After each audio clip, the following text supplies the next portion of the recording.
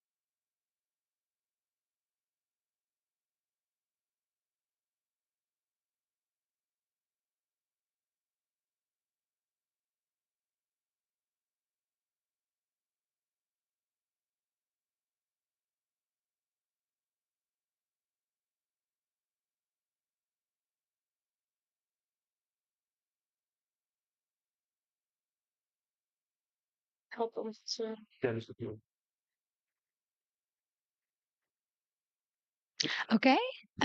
Thank you so much, everyone, for being here. A little bit of a sound issue there, but we're all good now. Thank you so much for being here. Yes, so what I said earlier is that I already explored a little bit more of Europe, and I have a little bit more left before I head back home. But I've loved it here so much, and I'm excited to speak to you tonight more about my topic. I titled the presentation "You Strike a Woman, You Strike a Rock," and I think that's such a powerful message that originated from South African women. And I'll tell you a little bit more about where it comes from. In August 1956, South African women marched to the Union buildings in Pretoria, and they were in protest of unjust apartheid laws that require them to carry passes for wherever they went to be able to prove their identity. And they found this absolutely dehumanizing. And women from all over the country came together as far as Port Elizabeth to protest peacefully and in an orderly way. And estimates are that from 10 to 20,000 women were there. And this is the phrase that they sang: "You strike a woman, you strike a rock." And the words from this song have come to symbolize the strength and the courage expressed at the Women's March, and how they refused to give in to oppression without protest. And this was also a significant moment in the struggle against apartheid in South Africa. And although the march was against this pass against the pass laws, it led to significant changes towards the emancipation of women. New generations of women still to this day remain inspired by the stand taken by the women in this photo and everyone else that was there. And they use it in the current fight against some of the injustice that South African women continue to face. And that is gender based violence and femicide, which is obviously not an easy topic to talk about. And I just like to warn anyone watching that we are going to be discussing sensitive issues. And in the presentation, there's also a little bit of nudity in the form of art. So just to warn you that of what is coming up. Uh, Gender-based violence, a definition of it, is violence directed to a person uh, because of their gender, and it's a type of violence that's grouped to because of the fact that it affects a group and a certain gender disproportionately, and that disproportionately is quite an important part. And it can definitely come in various forms: physical harm, sexual harm, psychological, economic harm. And but it's also not an exclusive term only referring to women. It can also refer to men and children in a domestic unit. Although women are the main victims of GBV, it's also very harmful to communities. Now, femicide is it's defined as or understood as the intentional murder of women because they are women.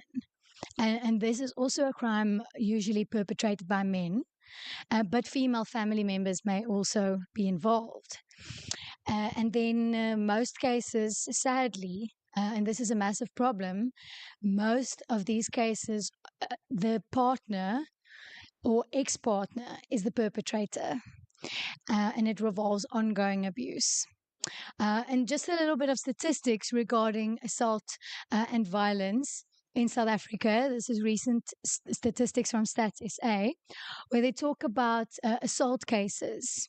From recorded assault cases, around 22% are by a friend or acquaintance, 15 by a partner or spouse, and 13 by a residents or a relative or household member. So that's quite staggering. The idea is that it's usually those closest to you that hurt you the most. And this is also a problem that affects the less educated women of South Africa more than those who have higher education. And here's just some of the factors that bring about GBV. Patriarchal and sexist societies. This is not, obviously, the problem is not limited to South Africa, but it's also a South African problem. And this poster this lady is holding up here is quite shocking and very holds very true to the situation that we face. Lack of good role models is another problem because, as well as Stats SA says, that 43% of children, that's nearly half of children, live with their mothers only. So the male role models just aren't there. And obviously a limited understanding of consent. What is consent? And then I'll talk about the political and institutional will to deal with GBV. And that's coming up. I'll have a short discussion about that.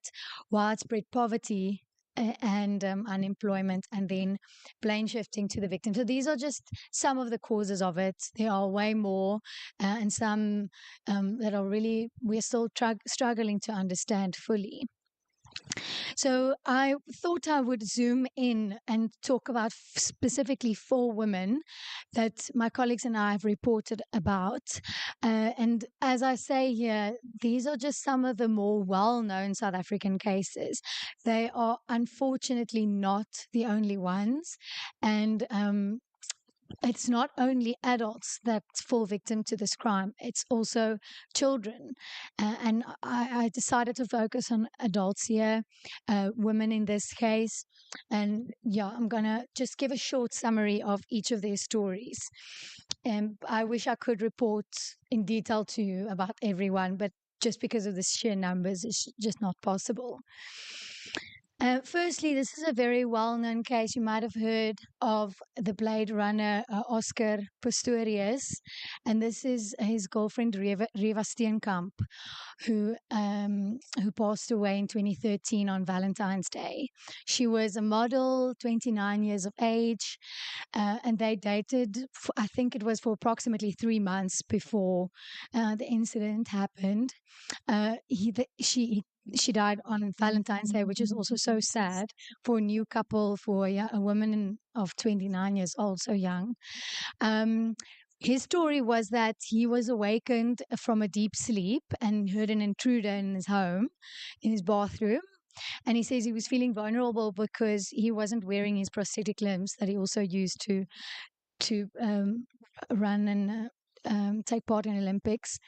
Um, he shot 4 rounds through the bathroom door with Reva on the other side. And prosecutors alleged that he killed his girlfriend following an argument on Valentine's Day. He was initially found guilty of only, there's a spelling error, of culpable homicide. But it was appealed, and the Supreme Court overturned the term, and then he was sentenced to 15 years. And it's crazy how 15 years, or the time passes so quickly, that he's already been released on parole. The next story I remember very well because I was a student as well when this happened. So, as a student reporter, I wrote about Hannah Cornelius. So, Hannah was a student of languages and psychology. Her parents were very much in the legal realm. Her father, a magistrate, and mother, attorney. And one night in May of 2017, she and her friend, Cheslin Marsh, he was 20 at the time, they were hijacked by 4 men. And I have the photos of them there. Were hijacked by them.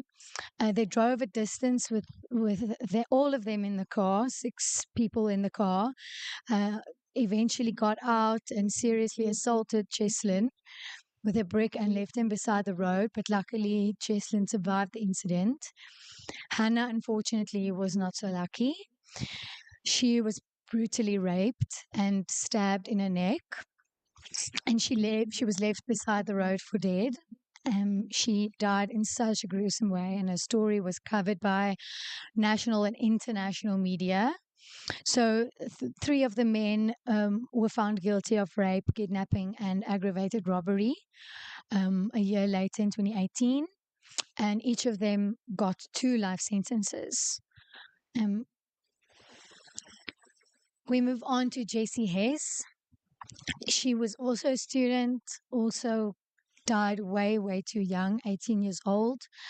It's still a bit of a discussion regarding if the prize that she won on the morning of her death had anything to do with it, but there was a prize by a radio station that she won, and then that evening or the afternoon, 2 attackers entered her house in Parow that she shared with her step grandfather, Chris Lategan, who was 85.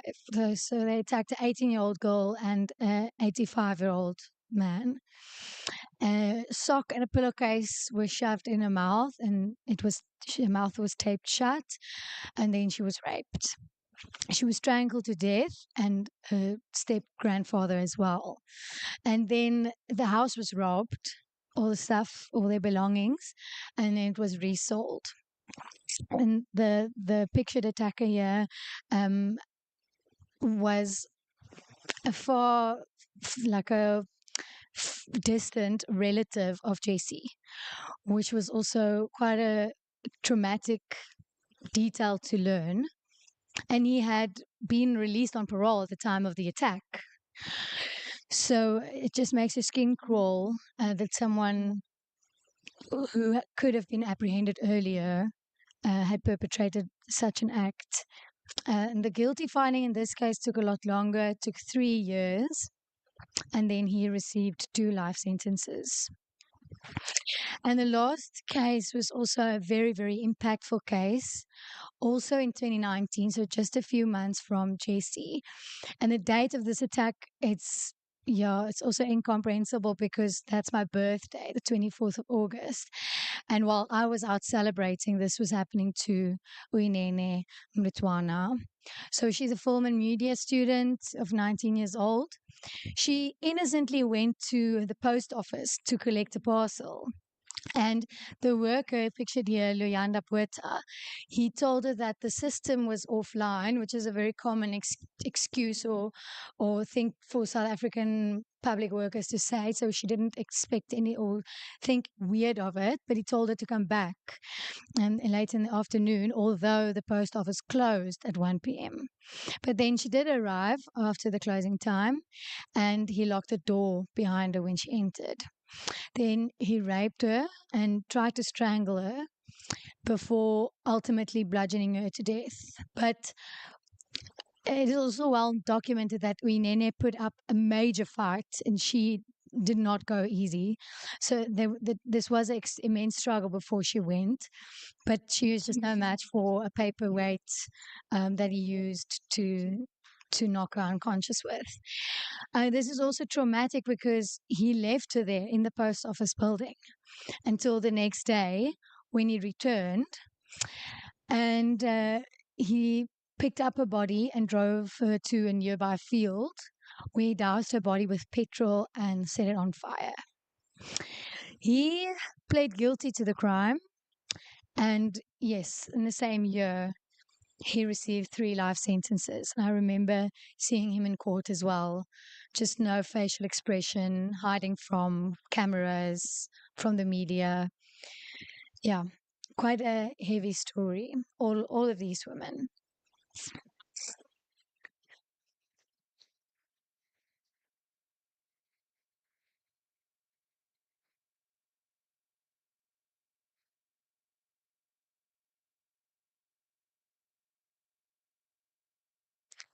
And all of the faces that you see here are more of the victims of similar gruesome crimes and murders that we have reported on recently. Some of these I reported on myself, some my colleagues did. But this is just an illustration as well that this crimes against women, they don't have any restriction on age or skin color. This happens to women all over. It's not only in a certain province or a certain area, or rich or poor. It's everywhere. So it's really rife, and this has led people to say hashtag enough is enough. This is one of the hashtags that originated specifically after Jessie Hess and Uyinene's murders, because people started realizing this pattern is just absolutely out of control. And we've had so many of these big cases that something needs to be done. And the hashtag am I next started going around as well. So what South Africans did is what has worked for us as well in the past is to show our protest in the streets, and people from all over, again, schools, universities, or from every walk of life, people dressed in black and congregated at the Parliament of South Africa, which is at the top of the photo. And this is an aerial photograph of everyone there. Thousands and thousands of people came together to protest and say enough is enough. And this is also a very symbolic photo for me because it's in a cross, which also asks the question, where are our morals? How can this happen? And what can we do about it? So, yeah, here are just some photographs of some of the posters that were held up by people that day. I was also at this protest myself, and it was a very powerful moment. So I'm going to show you a video of a video that I took when our president, Cyril Ramaphosa, came to address the crowd that day.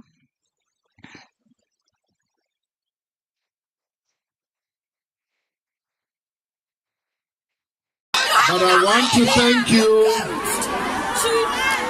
for affording me this time so that I can talk to you. You have given me your memorandum, and I can see all the messages that are emboldened on the placards that you are holding. read them though. And I am internalizing all of them. I know that you are saying enough is enough. I agree with you that indeed enough is enough. In exactly 1 hour, I will be addressing the entire nation on the measures that we are going to take.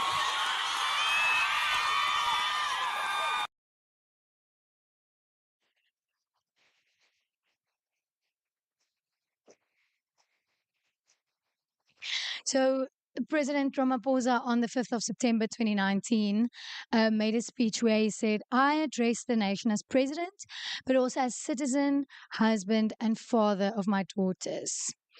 Like millions of men nationwide, I'm upset about the war being waged against our sisters, mothers, wives, partners, and daughters. Women have every right to expect that they will live free from harassment and violence on the streets, schools, university campuses, buses, taxis, trains, workplaces of worship, and their homes.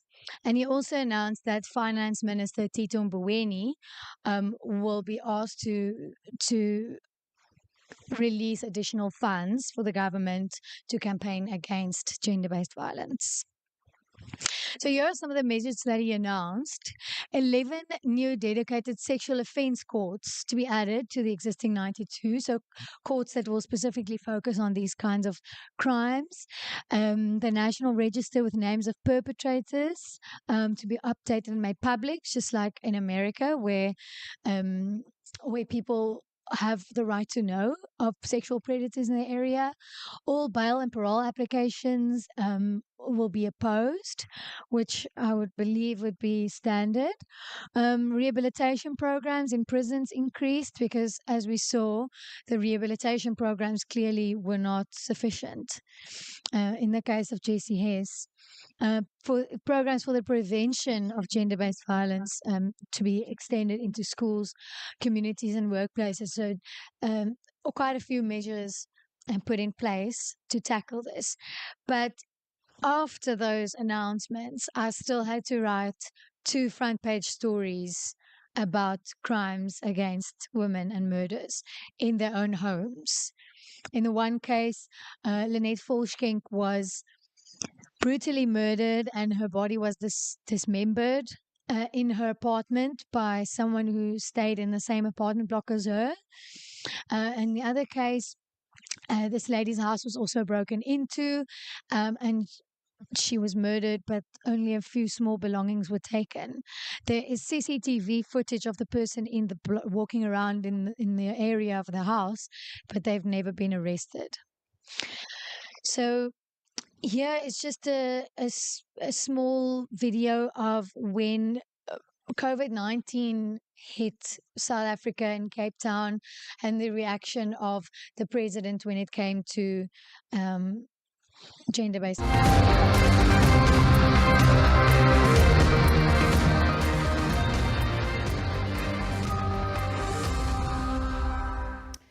Welcome back. You're still watching The Globe here on SABC News Channel. We'll continue with our coverage of the ANC's 55th National Conference. President Cyril Ramaphosa has likened violence perpetrated by men against women to a second pandemic facing the country. He urged men to unite and play a role in bringing an end to gender-based violence. We have described the violence committed by men against women and children as a pandemic, which is having a devastating effect on our communities and society. We must work together to address the drivers of gender-based violence in our communities, including patriarchal attitudes and practices amongst men. As men, we should demonstrate our intolerance of sexism, of patriarchy, and gender-based violence in how we treat our partners, our colleagues, our mothers, our sisters, and our daughters.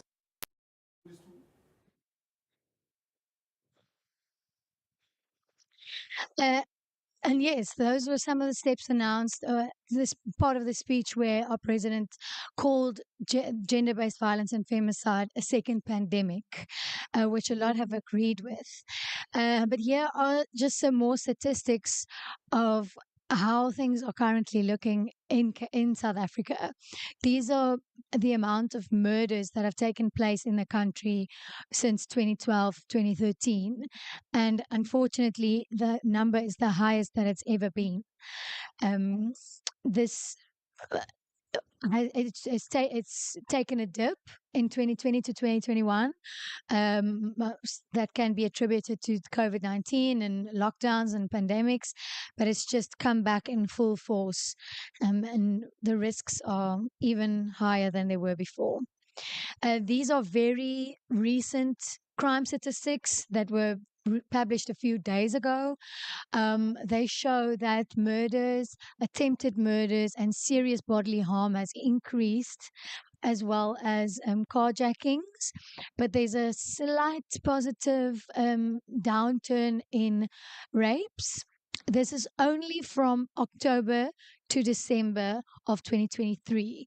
So, yeah, this is just in a few months, there were 53,000 cases of serious bodily harm, 12,000 rapes.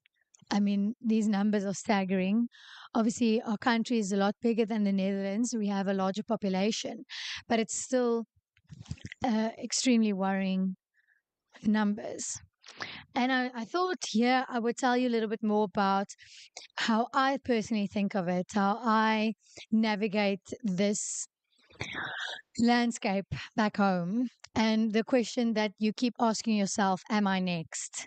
So here I'm not only talking about the threat of becoming a victim of murder or rape, I'm talking about becoming a victim of crime in general, even petty crime, and some of the things that I have to do to keep myself safe on a daily basis. And it's not only me, it's my friends, my colleagues, my friends from university and from school, people I take the bus with, not only people in wealthy areas, but people in townships. Some of the things that you have to do in order to make sure you will not become a victim. Never be alone on the street at night. Never go for a walk or jog alone, or even with one or two other women, especially in isolated places. Always lock the doors, your cars and your apartments. And this is something that's so ingrained in us, in our brain. I feel almost scared if I see someone on the street here getting out of their car, doing something and coming back without locking it. It's a strange concept to me. Always carry pepper spray with you in order to be able to defend yourself without having to make yourself the perpetrator. Do not use your cell phone in public or on the streets. If you walk with your cell phone, someone can just run by, grab it from your hand, and you're gone. You have no way of contacting anyone. You're completely alone. Hold your handbag tightly against you and choose a handbag that's difficult to open. So when you go to the shop, you can't just buy one that you like. You have to buy one that's practical and that'll be hard for someone to get into if they were to want to. Don't walk with headphones or earphones because then you can't hear. Someone's calling you, there's a commotion. You have to be able to get away and get away quickly. And you have to always be aware of your surroundings because you never know what's going to happen, what the next thing will be. If your car gives you any trouble, if you're driving somewhere and you have car problems, call the police immediately or call someone else to get them there as soon as possible because you're sitting duck. It'll be most likely minutes until someone will be there to take advantage of whatever. Obviously, there are good people out there, but you just never know. And don't give a stranger a ride. How many times does it happen to you where you drive a long distance and you want to pick up someone, but you just can't risk it? You never know if they might mean you harm. And here's just the rest of the list. If you go out, make sure you are in a group. Obviously, always have men present. Never respond when someone calls or cat calls you. Even if you respond positively, you might provoke that person. If you respond negatively, you might provoke them. Be wary of anyone who asks you for something, because most likely they are trying to target you. So just ignore them and try and walk past as quickly as you can. Cars' windows must be smash proof, because if they see something in your car, a handbag, any bag, they might want to break your window and steal it from you. Watch your drink so that you don't get spiked, which is also obviously a thing in other countries.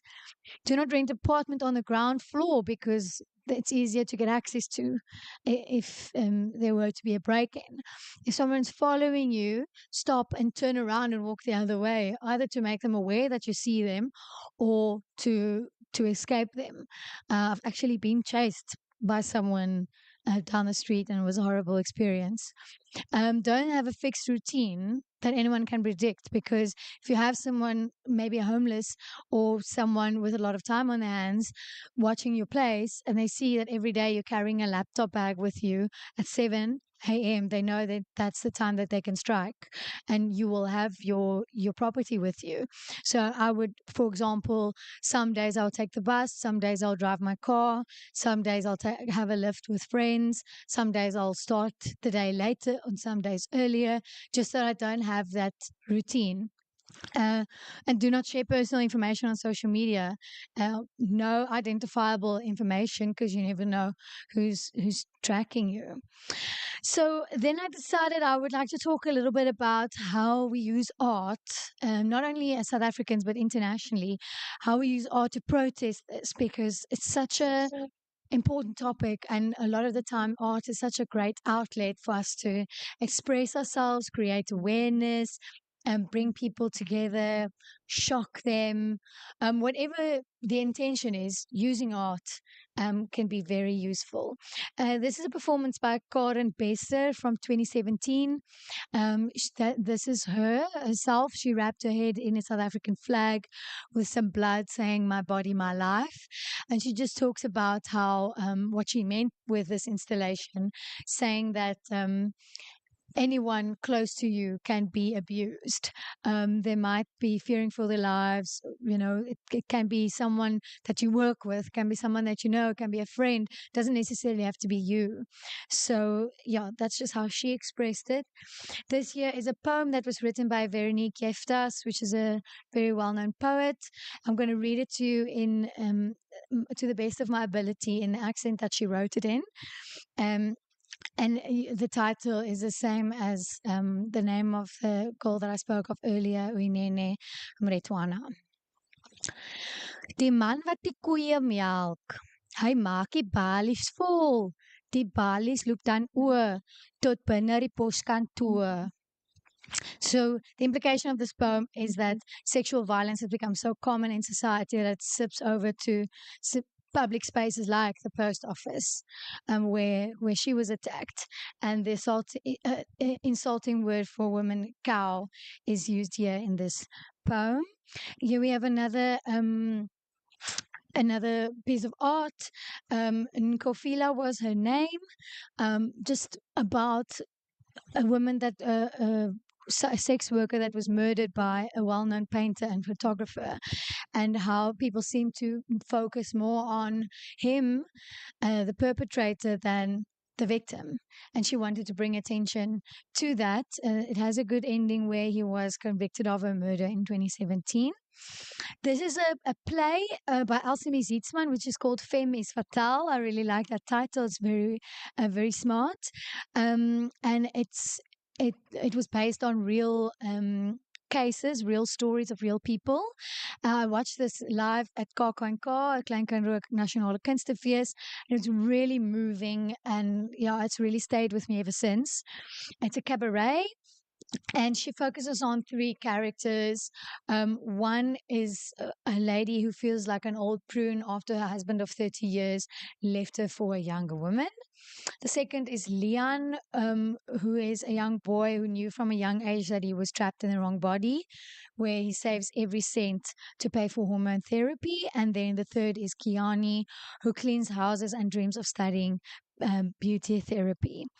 And then these photographs are just from the play. She also sings, and these three women not only share the fact that they're chasing their dreams, but they also are confronted by the same monster and the monster that we are discussing today. And this play also received a lot of accolades. I'll show you a trailer of a movie that's called #We Are Dying Here.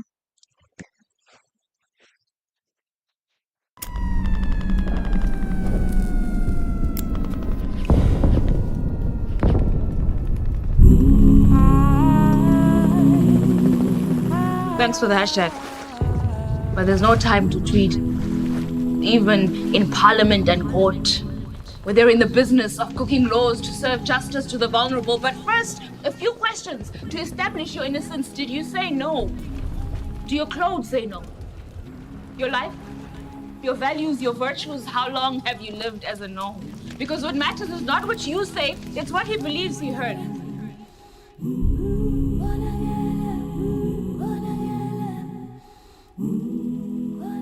So thanks for the hashtag. But the trend is, we are dying here.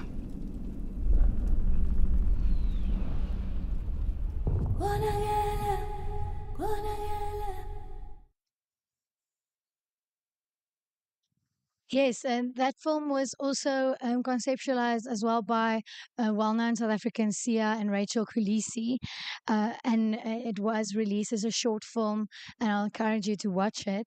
And yeah, I'd just like to shortly show you how this phenomenon has moved over also into pop culture, or adjacent pop culture with Miss South Africa, the woman that is going to represent Miss South Africa at Miss Universe, um, made this a project for her Voice for Change campaign that she did for the Miss Universe pageant.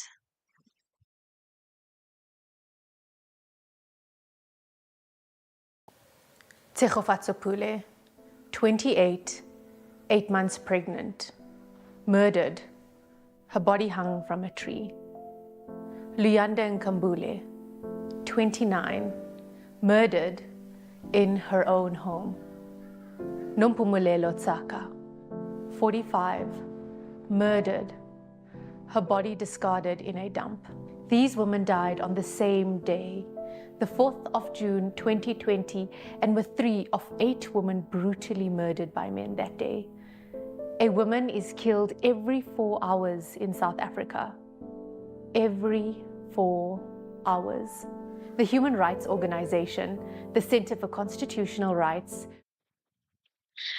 Very shocking. And I think it's really to her credit and to the Miss South Africa organization's credit that they do this project and other projects like it to create awareness, because awareness is, at the end of the day, is a large part of creating change and bringing about change.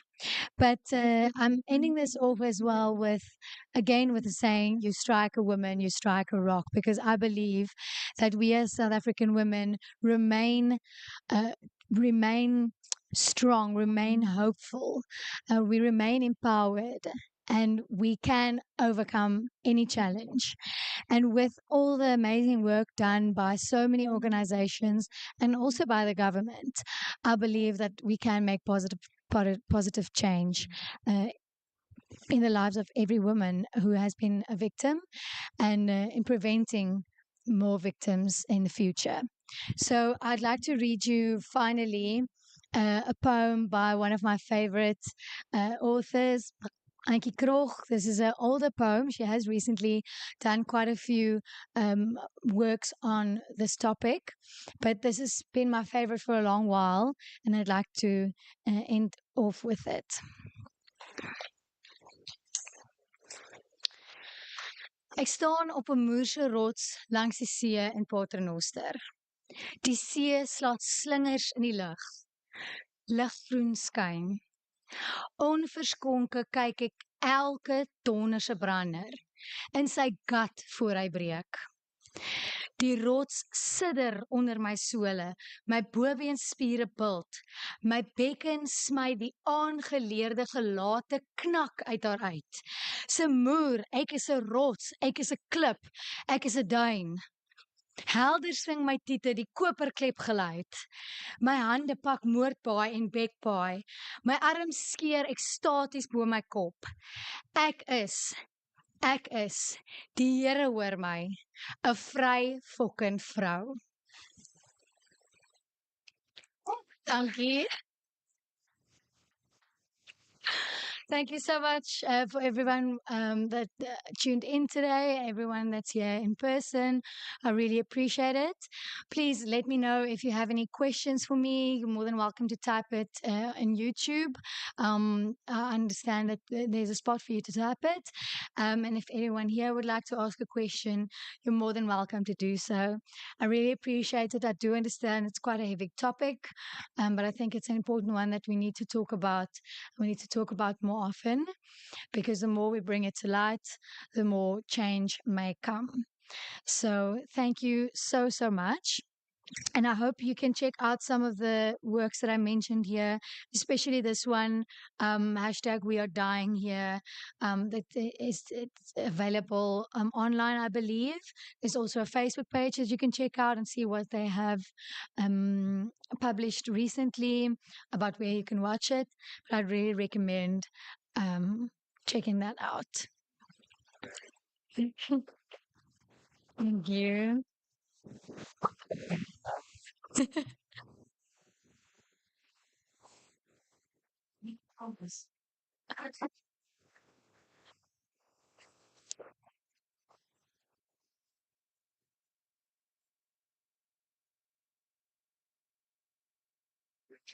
Are guilty of these things, of these horrible deeds.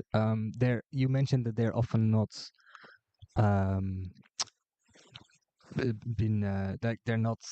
I can't. Educated. No, sorry, that's not what I meant. Yes. They're not being punished for it. Oh, yes. So I was wondering, like, where does that go wrong? Does that go wrong in the beginning, where there's no space for the women to express it, or is it later in the process of dealing with that? Yes, that's a great question. It also brings up a big issue that we've recently had. We've had a lot of problems with DNA sampling, which is a massive part of any investigation. If you have, let's say, a sexual assault crime that's being reported, DNA samples will a lot of the time be collected. But we've recently had massive backlogs in the testing facilities where they have to carry out the DNA tests. There were backlogs of hundreds of thousands of cases. So it would prolong the case to a ridiculous extent. There would be cases that would go on for 5, 6, 7 years. It would just make it impossible for the women to get justice, and also to prevent this person from being on the street, because also because we have a problem with prisons being very full and overcrowded. A lot of the time these people will be released on a warning, and that they have to return back to court because of the hard evidence that's needed in the case.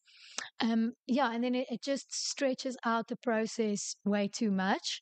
Recently, our Minister of Police did announce, also in the speech where he spoke about the crime statistics, he announced that they tackled that DNA backlog, and apparently, according to him, is now on 0.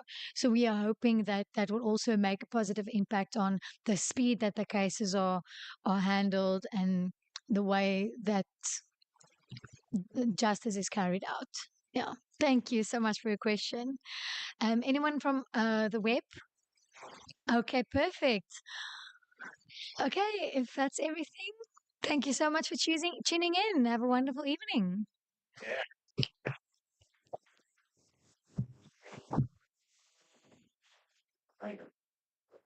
And